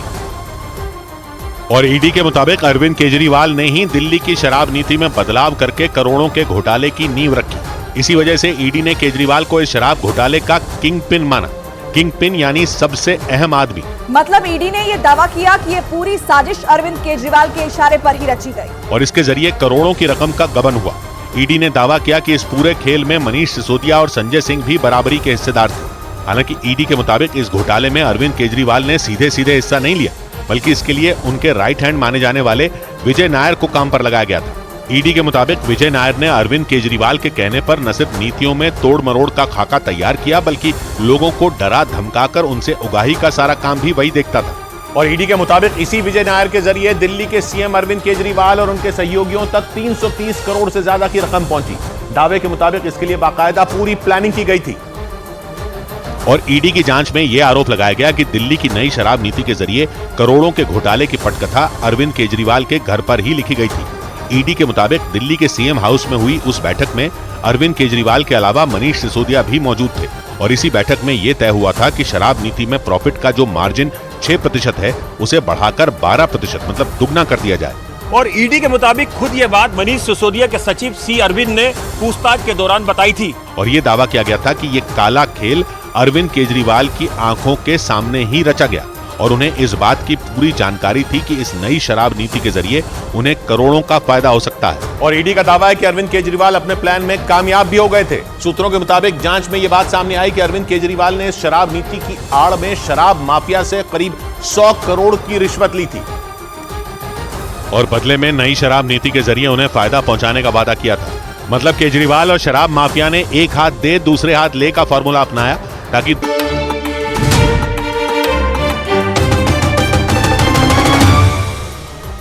बिहार के आरा से एक ऐसा वीडियो सामने आया जिसे देखकर लोग खौफ से भर गए। वहां चलती ट्रेन में चढ़ने की कोशिश करना एक आदमी के लिए खतरनाक साबित हो गया। वो आदमी सामान से भरा बैग लेकर उस ट्रेन में चढ़ने की कोशिश कर रहा था, लेकिन वो उस ट्रेन में चढ़ नहीं पाया और फिसलते हुए नीचे आ गया। इसका जो वीडियो सामने आया उसमें वो ट्रेन कम स्पीड में चलती नजर आई। इस दौरान सफेद शर्ट पहने वो आदमी उस ट्रेन में चढ़ने के लिए आगे आया। वो एक बड़ा बैग लेकर उस ट्रेन में चढ़ने की कोशिश कर ही रहा था कि उसका पैर लड़खड़ा गया और वो उस ट्रेन में चढ़ने की बजाय फिसलते हुए नीचे आ गया। वो थोड़ी दूर तक चलती ट्रेन के साथ घिसटता चला गया और इसके बाद वहां खड़ा एक पुलिसकर्मी दौड़ते हुए वहां आया और उसे बाहर निकाल दिया। अगर उस पुलिसकर्मी को आने में थोड़ी भी देर होती तो वो आदमी पूरा का पूरा उस ट्रेन के नीचे आ जाता, लेकिन वो पुलिसकर्मी तुरंत उसे खींचकर उस ट्रेन से दूर ले आया। इस दौरान उस आदमी को देखने के लिए वहां लोगों की भीड़ जमा हो गई। गनीमत यह रही कि उस आदमी को सही सलामत बचा लिया गया। उधर विपक्षी गठबंधन में उत्तर प्रदेश की मिर्जापुर सीट पर खींचतान बढ़ती दिखी। इस सीट से एनडीए ने अपना दल एस की अनुप्रिया पटेल को टिकट दे दी, लेकिन इसी मिर्जापुर सीट की वजह से अपना दल कमेरावादी और समाजवादी पार्टी का रिश्ता टूट गया। इसके बाद पल्लवी पटेल ने समाजवादी पार्टी को झटका देते हुए मिर्जापुर समेत 3 लोकसभा सीटों पर चुनाव लड़ने का ऐलान कर दिया। दूसरी तरफ समाजवादी पार्टी ने भी उत्तर प्रदेश की मिर्जापुर सीट से राजेंद्र सिंह बिंद को टिकट दे दी। और उत्तर प्रदेश की मिर्जापुर सीट पर विपक्षी गठबंधन में झगड़ा बढ़ता दिखा, क्योंकि विपक्षी गठबंधन में शामिल अपना दल कमेरावादी की पल्लवी पटेल ने मिर्जापुर से प्रत्याशी उतारने का ऐलान कर दिया। और इसके बाद अखिलेश यादव ने यूपी में अपने उम्मीदवारों की एक और लिस्ट जारी कर दी और मिर्जापुर से समाजवादी पार्टी ने भगत सरन गंगवार को उम्मीदवार बना दिया। और इसीलिए विपक्षी गठबंधन में दरार बढ़ी दिखी, क्योंकि एनडीए की तरफ से अपना दल एस की अनुप्रिया पटेल मिर्जापुर से चुनाव लड़ेंगी, लेकिन विपक्षी गठबंधन की 2 पार्टियां मिर्जापुर से चुनाव लड़ना चाहती हैं, यानी मिर्जापुर सीट हॉट सीट बन गई। और उत्तर प्रदेश की इसी मिर्जापुर सीट से बैंडिट क्वीन के नाम से जानी जाने वाली फूलन देवी 2 बार सांसद बनी थी। 70 और 80 के दशक में उत्तर प्रदेश और मध्य प्रदेश की सीमा पर मौजूद इस इलाके में डाकुओं का खौफ पसरा था। और इन्हीं डाकुओं में एक मानी जाती थी फूलन देवी। फूलन देवी को बैंडिट क्वीन के नाम से भी जाना जाता है और मिर्जापुर उनके लिए वो रास्ता बना जिसके जरिए फूलन देवी ने बीहड़ से संसद तक का सफर तय किया था। फूलन देवी को मिर्जापुर से चुनाव लड़ने का मौका मुलायम सिंह यादव ने दिया था, क्योंकि वो मुलायम सिंह यादव ही थे जिनकी वजह से 11 सालों तक बिना मुकदमे के जेल में रहने वाली फूलन देवी रिहा हो पाई थी। क्योंकि उत्तर प्रदेश का मुख्यमंत्री बनने के बाद मुलायम सिंह यादव ने 1994 में फूलन देवी पर लगे सारे आरोप वापस ले लिए थे और फिर फूलन देवी को जेल से रिहा कर दिया गया था। लेकिन मुलायम सिंह यादव के इस फैसले से पूरा देश हैरान था, क्योंकि उनकी सरकार ने फूलन देवी पर दर्ज हत्या और डकैती के करीब 48 मामले वापस ले लिए थे। और इसके बाद मुलायम सिंह यादव ने एक और चौंकाने वाला फैसला किया था, क्योंकि उन्होंने फूलन देवी को साल 1996 में मिर्जापुर से टिकट दे दिया था। उस वक्त मुलायम सिंह यादव के इस फैसले पर कई लोगों ने उंगलियां उठाई थी और फूलन देवी की रिहाई पर विवाद भी हुआ था। लेकिन मुलायम सिंह यादव ने न सिर्फ फूलन देवी को जेल से निकाला, बल्कि उन्हें लोकसभा चुनाव में मिर्जापुर से मैदान में उतार दिया। उस वक्त के पत्रकार बताते हैं कि जब फूलन देवी ने मिर्जापुर में पहली बार चुनाव लड़ा था तो लोग उन्हें देखने के लिए पागल हो जाते थे और लोगों की भीड़ फूलन देवी की गाड़ी के पीछे दौड़ती थी। पत्रकार बताते हैं कि फूलन देवी को इस लोकप्रियता का फायदा मिला था और वो उत्तर प्रदेश के मिर्जापुर से 2 बार चुनाव जीती थी। वो पहली बार 1996 और फिर 1999 में मिर्जापुर सीट से लोकसभा पहुंची और दोनों बार वो समाजवादी पार्टी की टिकट पर ही जीती थी। और इसके लिए उन्होंने अपनी रैलियों में एक बार नहीं बल्कि कई बार मुलायम सिंह यादव का शुक्रिया अदा किया था। और अपनी एक रैली में तो फूलन देवी ने यह तक बोल दिया था कि वो मुलायम सिंह यादव की वजह से ही जिंदा हैं। उस वक्त अपनी रैलियों में फूलन देवी ने मिर्जापुर के लोगों को अपनी आप बीती सुनाई थी और उनके सामने अपना दिल खोल कर रख दिया था। यही नहीं, अपनी एक रैली में तो उन्होंने अपने जेल के दिनों की बात भी की थी और आरोप लगाया था कि जेल में उन्हें मानसिक रूप से बीमार महिलाओं के साथ रखा गया था और उन 11 सालों में उन्हें एक भी बार कोर्ट में पेश नहीं किया गया था। अपने इसी भाषण के दौरान फूलन देवी ने कहा था कि वो मुलायम सिंह यादव की वजह से जिंदा है। कहते हैं कि दस्यु सुंदरी कही जाने वाली फूलन देवी ने 1976 से 1983 तक बीहड़ में राज किया था और उत्तर प्रदेश और मध्य प्रदेश की सीमा के आसपास के एक बड़े इलाके पर उनका राज था। ये इलाका बुंदेलखंड का चंबल इलाका है और कहते हैं 1976 से 1983 के बीच इस इलाके के लोग फूलन देवी के नाम से थर-थर कांपते थे। और इसी दौरान 1981 में बहमई हत्याकांड हो गया था। इसका आरोप फूलन देवी पर लगा था।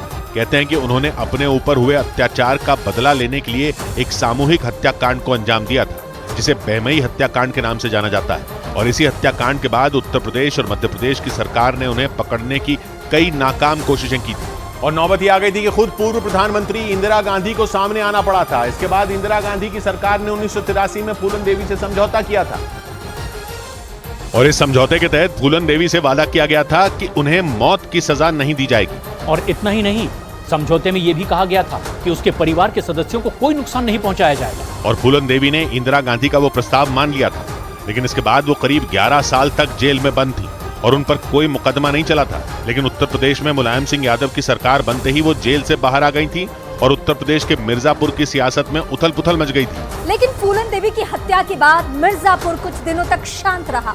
लेकिन 2009 में एक बार फिर वहां की सियासत तब गरमाई थी जब डकैत ददुआ के भाई बाल कुमार पटेल ने समाजवादी पार्टी की टिकट पर वहां से चुनाव लड़ा था और 2009 में मिर्जापुर से लोकसभा का चुनाव जीतकर संसद पहुंच गए थे। डकैत ददुआ के भाई होने के साथ ही बाल कुमार पटेल पर उस समय कई मुकदमे भी दर्ज थे। इन सब के बावजूद बाल कुमार पटेल समाजवादी पार्टी की टिकट से चुनाव जीतकर सांसद बन गए थे।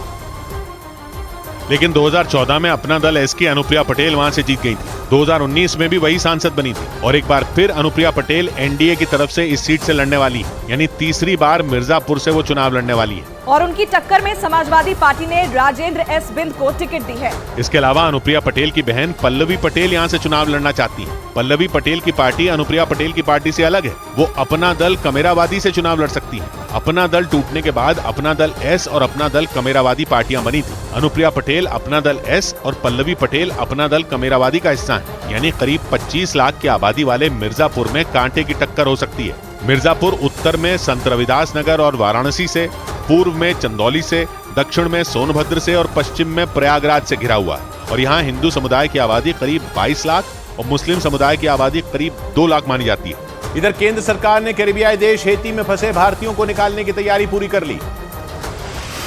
कैरिबियाई देश हेती में फंसे भारतीय नागरिकों को निकालने के लिए केंद्र सरकार ने ऑपरेशन इंद्रावती शुरू कर दिया। इस ऑपरेशन के तहत हेती से भारतीय नागरिकों को कैरिबियाई देश डोमिनिकन रिपब्लिक पहुंचाया जाएगा, फिर वहां से उन्हें भारत लाया जाएगा। हेती में पिछले 23 दिनों से जारी हिंसा में कई लोगों की मौत हो चुकी है। इलाहाबाद हाईकोर्ट ने फरार चल रहे यूपी के पूर्व मंत्री अमरमणि त्रिपाठी की याचिका खारिज कर दी। उन्होंने संपत्तियां कुर्क करने के निचली अदालत के फैसले को हाईकोर्ट में चुनौती दी थी। बस्ती जिले में 2001 में कारोबारी के बेटे के अपहरण के मामले में अमरमणि त्रिपाठी के खिलाफ निचली अदालत ने यह फैसला सुनाया था। बिहार की मुजफ्फरपुर कोर्ट से 28 साल पुराने मामले में बाहुबली नेता और पूर्व सांसद आनंद मोहन को बड़ी राहत मिली। जेल में बंद सजा याफ्ता कैदी के साथ मारपीट के मामले में पूर्व सांसद आनंद मोहन को कोर्ट ने बरी कर दिया। इस बीच महाराष्ट्र की सांगली सीट पर महाविकास आघाड़ी में तनाव बढ़ने की खबर आई, क्योंकि इस सीट से उद्धव ठाकरे अपने प्रत्याशी का ऐलान कर चुके हैं। गठबंधन में उनकी साथी कांग्रेस भी सांगली से चुनाव लड़ना चाहती है। एक दिन पहले ही खबर आई थी कि सांगली सीट पर महाविकास आघाड़ी में पेच फंसा हुआ है और इसके अगले ही दिन खबर आई कि इस सीट के लिए उद्धव ठाकरे की पार्टी और कांग्रेस में ठन गई। और नौबत आ गई कि कांग्रेस ने सांगली के मिरज में होने वाली उद्धव ठाकरे की सभा का बहिष्कार कर दिया। सूत्रों ने बताया कि उद्धव ठाकरे की ओर से कांग्रेस को इस सभा में शामिल होने का न्योता दिया गया था, लेकिन कांग्रेस ने उनका न्योता ठुकरा दिया। खबर है कि कांग्रेस ने फैसला सांगली लोकसभा सीट की वजह से ही लिया, क्योंकि उद्धव गुट की शिवसेना ने सांगली लोकसभा सीट से चंद्रहार पाटिल को उम्मीदवार बनाने के संकेत दिए थे और इसी बात पर कांग्रेस भड़क गई, क्योंकि कांग्रेस भी सांगली से चुनाव लड़ना चाहती है। खबर है कि कांग्रेस ने उद्धव गुट की शिवसेना से 2 टूक बोल दिया था कि सांगली सीट उसकी है और महाराष्ट्र के सांगली से कांग्रेस का ही उम्मीदवार खड़ा होगा। यानी सांगली की सीट पर कांग्रेस और उद्धव ठाकरे की पार्टी खुलकर आमने सामने आ गए। वैसे उद्धव गुट की शिवसेना ने सांगली से जिस चंद्रहार पाटिल को उम्मीदवार बनाने का इशारा किया था, वो कुछ दिन पहले ही उनकी पार्टी में शामिल हुए थे। चंद्रहार पाटिल पहलवान है और महाराष्ट्र में होने वाली कुश्ती की प्रतियोगिता महाराष्ट्र केसरी जीत चुके हैं। और उद्धव ठाकरे ने चंद्रहार पाटिल को अपनी पार्टी में शामिल करते हुए इस बात पर जोर दिया था कि चंद्रहार पाटिल पहलवान है। उन्होंने बयान दिया था कि सांगली में एक ऐसे दमदार उम्मीदवार की जरूरत है जिसके एक हाथ में गदा हो, दूसरे हाथ में मशाल हो। उद्धव गुट ने दलील दी कि वो सांगली के बदले कोल्हापुर सीट छोड़ने के लिए तैयार है, लेकिन कांग्रेस इसके लिए तैयार नहीं हुई। फिर क्या था, महाराष्ट्र की सांगली सीट के लिए महाविकास आघाड़ी में घमासान की खबरें आनी शुरू हो गई। सूत्रों ने बताया कि कांग्रेस इस सीट से पूर्व मुख्यमंत्री वसंतदादा पाटिल के पोते विशाल पाटिल को चुनाव लड़वाना चाहती है, लेकिन उद्धव गुट की शिवसेना चंद्रहार पाटिल को सांगली से उम्मीदवार बनाना चाहती है। और माना जा रहा है कि ये सब सांगली की 6 विधानसभा सीटों की वजह से हो रहा है, क्योंकि सांगली की 6 विधानसभा सीटों में मिरज, सांगली और जाट पर बीजेपी का कब्जा है, जबकि खानपुर में शिवसेना जीती थी। इसके अलावा फालूस काडेगांव में कांग्रेस और तासगांव कवाथे महाकाल में एनसीपी के विधायक हैं। यानी सांगली के विधानसभा क्षेत्रों में बीजेपी और महाविकास आघाड़ी के पास 3-3 सीटें, यानी कांग्रेस और उद्धव गुट वाली शिवसेना दोनों को यहां जीत की उम्मीद दिख रही है। और कांग्रेस ने तो सांगली से लड़ने के लिए पूरा जोर लगा दिया, क्योंकि सांगली महाराष्ट्र के पूर्व मुख्यमंत्री वसंतदादा पाटिल की जन्मभूमि और कर्मभूमि है। इस सीट पर उनका दबदबा माना जाता था। माना जा रहा है कि इसी वजह से कांग्रेस वसंतदादा पाटिल के पोते विशाल पाटिल को सांगली से चुनाव लड़वाना चाहती है,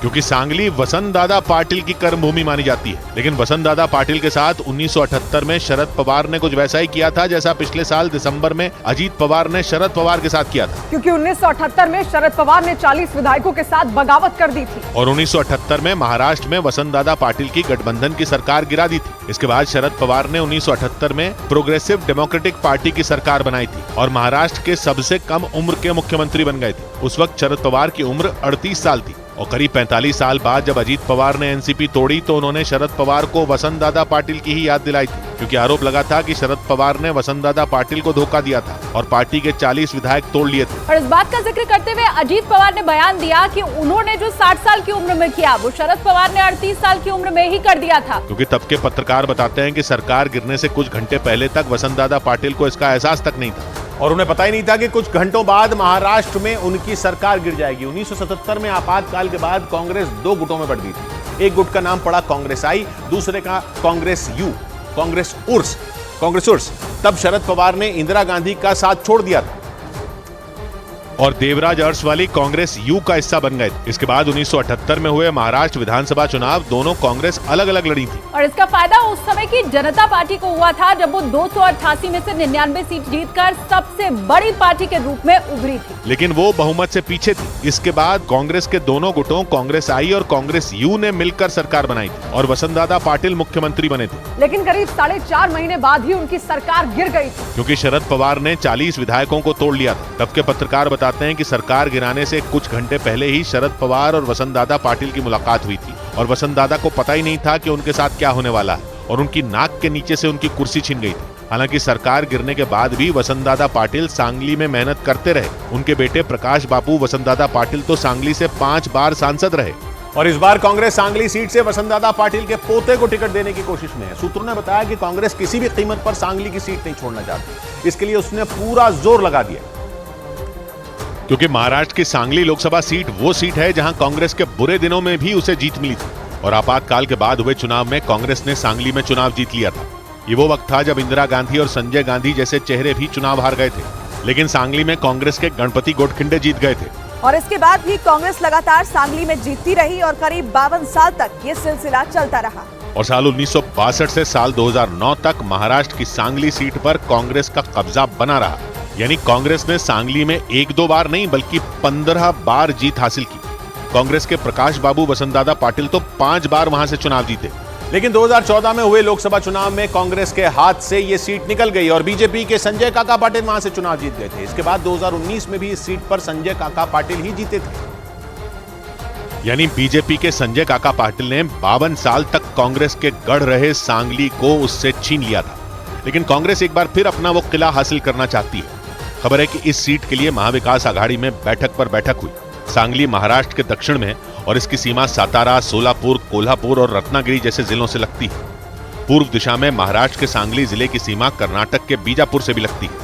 पूरे देश में सांगली को हल्दी के उत्पादन के लिए जाना जाता है। साल 1967 से पहले इस इलाके को मिरज कहते थे, लेकिन 1967 के बाद जिले का नाम सांगली हो गया था और 1957 में सांगली में पहली बार चुनाव हुआ था और 2009 तक कांग्रेस ने लगातार इस सीट पर जीत हासिल की थी। लेकिन इसके बाद वो लगातार 2 बार सांगली में हार गई थी। माना जा रहा है कि इसी वजह से महाविकास आघाड़ी में इस सीट पर इतनी चर्चा हुई, क्योंकि सूत्रों ने बताया कि कांग्रेस को इस बार भरोसा है कि वो सांगली में जीत हासिल कर लेगी। लेकिन उद्धव गुट की शिवसेना ये सीट नहीं छोड़ना चाहती और इसीलिए कृष्णा नदी के किनारे बसे सांगली के लिए महाविकास आघाड़ी में सियासी संग्राम छिड़ गया। इस बीच भारतीय बैडमिंटन खिलाड़ी पीवी सिंधु स्विस ओपन से बाहर हो गई। भारतीय बैडमिंटन खिलाड़ी पीवी सिंधु स्विस ओपन के दूसरे दौर में जापान की खिलाड़ी से 21-16, 19-21 और 16-21 से हारकर टूर्नामेंट से बाहर हो गई, जबकि के श्रीकांत ने मलेशिया के खिलाड़ी को 21-16 और 21-15 से हराकर क्वार्टर फाइनल में जगह बना ली। राजस्थान रॉयल्स के गेंदबाज एडम जैम्पा ने निजी कारणों से आईपीएल के इस सीजन से अपना नाम वापस ले लिया। उनकी जगह टीम में गेंदबाज तनुष कोटियान को शामिल किया गया। कोटियान मुंबई रणजी टीम से खेलते हैं और उन्होंने रणजी ट्रॉफी के इस सीजन में 10 मैचों में 29 विकेट लिए थे। भारतीय शेयर बाजार में लगातार तीसरे दिन तेजी रही। इस दौरान आईटी को छोड़कर दूसरे सभी सेक्टरों में खरीदारी देखने को मिली। सबसे ज्यादा तेजी मेटल, ऑटो, एफएमसीजी, रियल्टी और कैपिटल गुड सेक्टर के शेयरों में रही। इसकी वजह से बॉम्बे स्टॉक एक्सचेंज का सेंसेक्स 190 अंक चढ़कर 72,831 पर बंद हुआ, तो निफ्टी 84 अंकों की तेजी के साथ 22,096 के स्तर पर पहुंच गया। उधर रूस की फौज ने यूक्रेन में नीप्रो नदी पर बने उसके सबसे बड़े बांध पर जोरदार हमला कर दिया। पश्चिमी मीडिया के मुताबिक वहां मिसाइल और ड्रोन हमले किए गए। दावा किया गया कि रूस के इस भीषण हमले ने यूक्रेन में हजारों लोगों की जिंदगी मुश्किल में डाल दी, क्योंकि पुतिन की फौज ने यूक्रेन में नदी पर बने उसके सबसे बड़े बांध पर कहर बरपा दिया। पश्चिमी मीडिया के मुताबिक वहां खतरनाक मिसाइलों के साथ साथ आत्मघाती ड्रोन भी गिराए गए। तस्वीरों में दिखा कि रूसी हमले के बाद नीप्रो नदी पर बने उस बांध पर भीषण आग लग गई। दमकल कर्मी उस आग को बुझाने के लिए वहां पानी की बौछार करते दिखाई दिए। यूक्रेन के जिस बांध पर हमला किया गया वो उसके दक्षिणी हिस्से में मौजूद जापोरिजिया शहर में। नीप्रो नदी पर बने इस बांध के साथ एक पावर प्लांट भी बना हुआ है, जिसके जरिए बड़े पैमाने पर बिजली का उत्पादन किया जाता है। और आसपास के करीब 1 दर्जन इलाकों में बिजली की सप्लाई उस प्लांट से ही होती आई है। लेकिन पश्चिमी मीडिया के मुताबिक रूस के हमले में उस बांध के साथ साथ पावर प्लांट को भी भारी नुकसान पहुंचा, जिसकी वजह से आसपास के कई इलाके अंधेरे में डूब गए। हालांकि रूस ने सिर्फ जापोरिजिया ही नहीं बल्कि यूक्रेन के कई शहरों में एक साथ तबाही मचा दी। पश्चिमी मीडिया के मुताबिक वहां 24 घंटों में करीब 90 मिसाइलें और 60 से ज्यादा ड्रोन हमले किए गए, जिनमें 3 लोगों की मौत हो गई और कई लोग घायल हो गए। अब चलेंगी तेज तर कितनी हवाएं देखना, अब चलेंगी तेज तर कितनी हवाएं देखना, जंगलों से आएंगी क्या क्या सदाएं देखना। सौबात की एक बात कही परवेज ने, आदमी के साथ जो करते रहे हैं साजिशें, वक्त देता है उन्हें क्या क्या सजाएं देखना। मिलते हैं सोमवार को, घड़ी जब इशारा करेगी 9 बजे रात का, वक्त फिर होगा सौबात की।